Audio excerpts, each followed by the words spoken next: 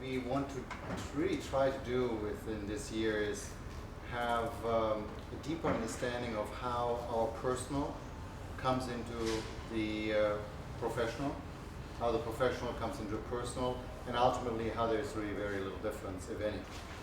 Right? Wherever we go, there we are. We show up, and we show up with who we are.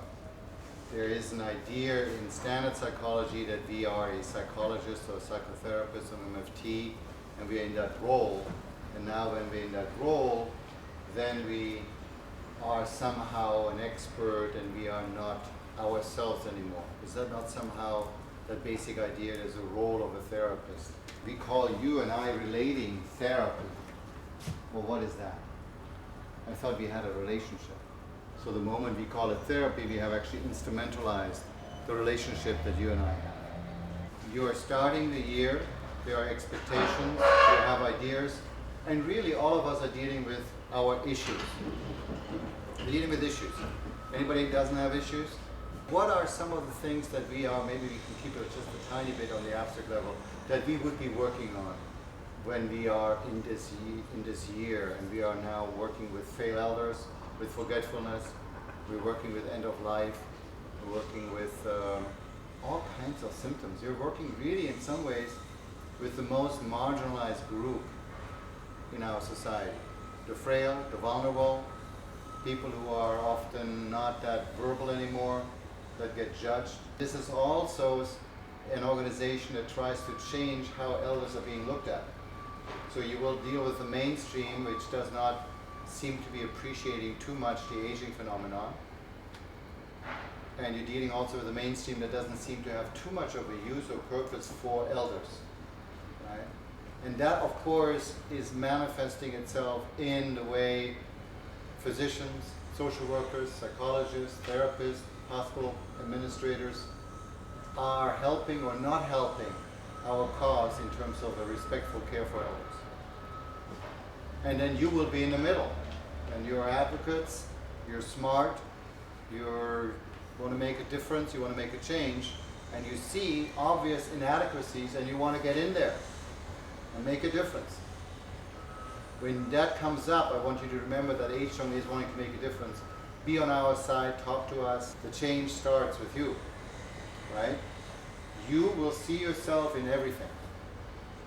You can't help, because it's your eyes that look at everything. So when you feel warm and compelled towards an elder that's sitting there, that's you who's looking at that with the warm eyes.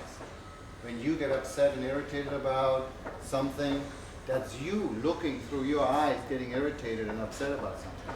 You constantly will be dealing with yourself. And what is wonderful about this practicum or this internship is elders are very accepting, loving, kind, and caring, most of them. And they will allow you to see yourself probably more than any other group. Because when you sit with that normal functioning adult, you get involved in a conversation, right? We love that. That's the image of therapy. Let's talk about how you're doing, how you're feeling. And then we are just so excited about that conversation that ensues. And that can be actually a major distraction, because you and I will talk and talk and talk and talk. Where does change happen? Rarely, if ever, in your head. Where does change happen? The heart. Your heart. You feel. You know, it's a feeling thing, right? We try to work from an existential perspective. What does that mean? Do people have an understanding of what that means? For me, it would just be accepting what is and living with what is. Beautiful. Accepting what is and living with what is. Meeting someone where they are. Meeting someone where they are. Arms. With open arms. So are we not accepting people in other psychology forms? Regular standard psychology does not really allow for the deep exploration, and therapists actually don't really want to go there themselves. I mean, you summarize that. You could actually stop after this. Really. Very beautifully said. Because what happens to you as a therapist when you sit with an existential crisis that your client has?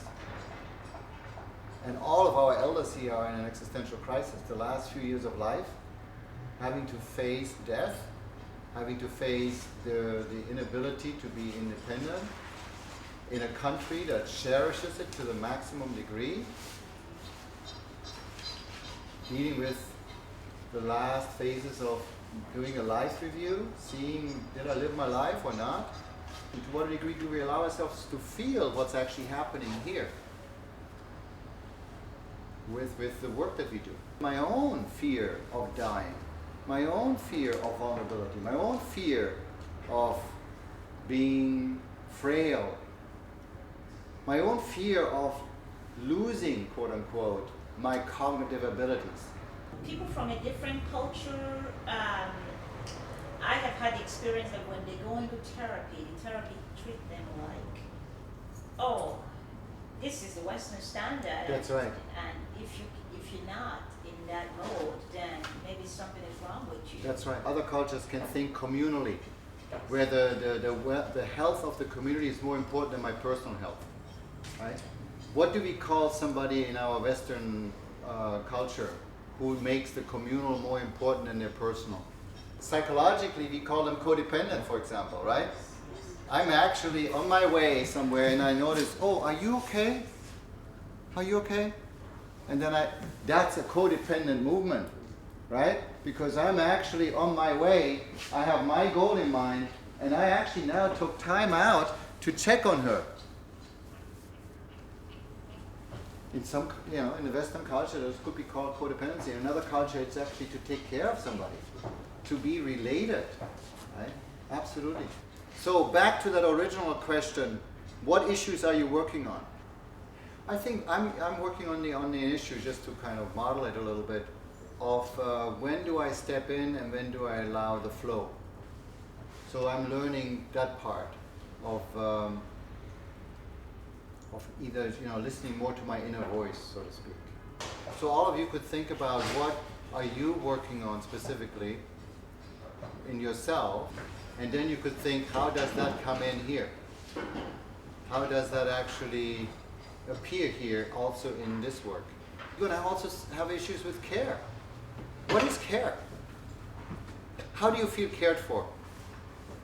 Well, I know there's consistency and... Consistency is important, right? Yeah. Okay. And I'm receiving the love and the care that I... How do you know that you receive the love and the care? I think my body or my aura just feels it's natural, like natural energy. Natural energy. So your aura feels there's natural energy coming towards you. That's when you feel cared for. What about you? Trust. Like Trust. I feel like I can trust somebody. How do you know that, guys? How do you know It's that? a feeling. It's a feeling, okay? If my physical needs are being met, Your physical needs are being met.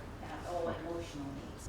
And then we want to make it a little bit more complex, because how do I know that my emotional needs are being met?